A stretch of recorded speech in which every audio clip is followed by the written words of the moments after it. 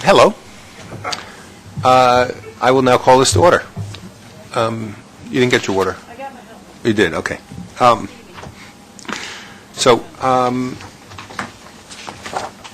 Do we have any public speakers? None that I know of, okay. Approval of minutes. Can I have a motion, please? Second. In favor? Opposed? Thank you.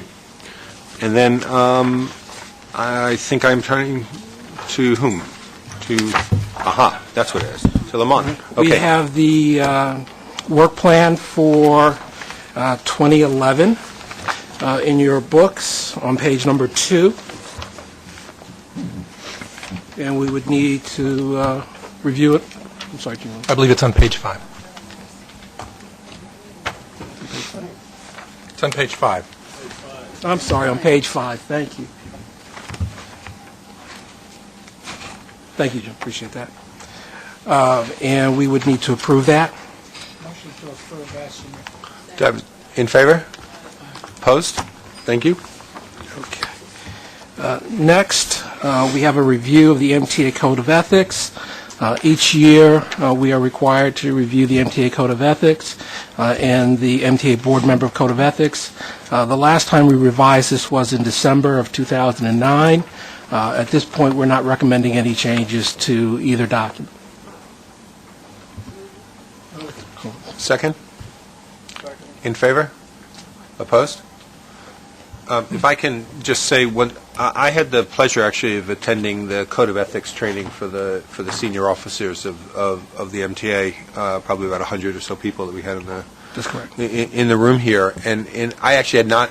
I had a separate session last year because I was being trained from top to bottom. But I was quite taken by how seriously everybody took this, the amount of engagement around the process. I think it's a credit to the organization, to Lamont, and to everyone that it is actually very much part of the culture right now is thinking about the ethical conflicts or even the potential of ethical conflicts that might exist. So Thank you. Credit to you. Thank you very much. Next on the agenda is a presentation on compliance with procurement lobby law. Each year I check with the agencies to ensure that we have processes in place to ensure compliance with the procurement lobbying law requirements. I did so again this year. Each agency has a process and procedures in place to ensure compliance, and as of this date there have been no violations of that noted by the MTA or its agencies. Okay. Agenda item number 4, review and update governance guidelines. As you can see on page 52 of your book, we have included revisions to the governance guidelines. Basically, there are 2 revisions that we're putting forward. One is to incorporate the MTA mission statement that was developed in accordance with the Public Authorities Law as amended in 2009 to ensure that we have a consistent mission statement between Section 1269F and the governance guidelines. That's a revision to the mission statement. And the second change that we're recommending is in the section which lists board committees. We are recommending that you revise the guidelines to update and reflect the creation of the Committee on Bus Operations and to dissolve the Capital Construction Real Estate Committee as was done in March of 2010 by this committee. In favor? Opposed? Great. Item number 6 on the agenda is a review of MTA's whistleblower policy. As you know, this committee in June 23rd, actually, of this year, adopted a whistleblower protection policy which provided additional guidance as relates to whistleblower protection in addition to what was contained within the MTA Code of Ethics. At this point, we're not recommending any revisions to that since it was just done in June of this year. In favor? Opposed? Okay. Item number 6, which is on page 67 of your book, review and update revisions to the board committee charters. There's two things we should need to do here. First, as I'm sure all of you are aware today, we've been reviewing charters. Page 67. The Corporate Governance Committee also needs to review its charter as part of that process that the other committees have been doing. We're not recommending any changes to the Corporate Governance Committee charter at this time. Do you have a motion? Second? In favor? Thank you. Now, we do have a action item for two of the other committees. New York City Transit's committee charter, they have recommended a change to delete reference to the oversight of MTA Bus Company, which obviously reflects the changes in the board committee. Oh, I'm sorry. It's page 70.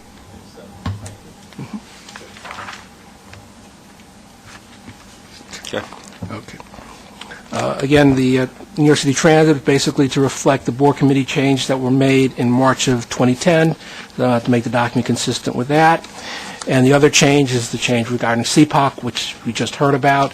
That I don't think I need to repeat what Linda just said 5 minutes ago, but those are the changes that are being recommended. And those are the only committees that have recommended changes at this point. Motion made. In favor? Opposed? Thank you. The next item on the agenda is the all-agency responsibility guidelines, and I believe I will turn the floor over to Roberta Bender. Good afternoon. You have before you a proposed revision to the all-agency responsibility guidelines, which have been revised in consultation with agency counsel and procurement departments from the various agencies. The revised guidelines expand the definition of significant adverse information to include civil judgments against contractors in several areas that relate to business integrity. They also address such issues as marginal performance ratings, and they request additional information about safety. The revised guidelines also streamline the process for contractors. For the first time, contractors will be able to complete an affidavit of no change if they have previously completed this form in the last year, rather than completing an entirely new form. And the forms have also been made more user-friendly for contractors in that they have instructions and definitions at the beginning of the form. The background checks will be performed by the Business Service Center, and the information on the forms will be made available to all of the agencies at the same time. And the Business Service Center is working on a centralized database so that contractors will be able to complete these forms online. Are there any questions? If I could just make one additional comment. It's been a very consultative process. We've worked closely with all the MTA agencies, their procurement staffs, their legal staffs. We've also worked closely with Barry Kluger, the MTA IG, and his staff in trying to put this all together, and I think they've done an excellent job. I want to thank Barry. I want to thank Roberta Bender and a whole crew of folks who've worked on this. I think the other point here, we talk about the Business Service Center a lot in terms of what it will mean for our cost structure and being able to reduce our cost structure, which we expect to be a minimum of $25 million a year. But it also is, the MTA is a tough place to do business with.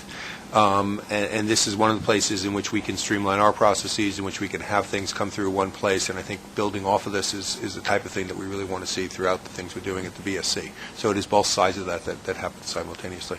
Go ahead. You may speak. Yes. I am not Inspector General, as most of you know.